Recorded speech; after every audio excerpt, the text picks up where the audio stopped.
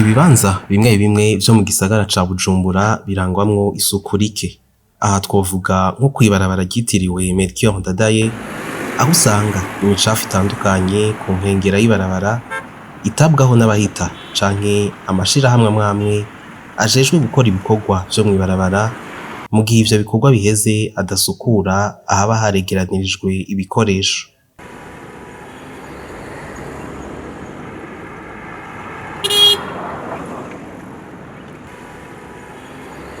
Saho gusa ugeze no kw'ibarabara ryitiriwe Nicolas Mayugi, inyuma y'ihoteli Novotel harangwa ivyatsi vyegeranirizwaho, amacupa atabwaho n'iyindi micafu, aho ntitwibagiye n'abantu baza kwagira umwanda mukuru.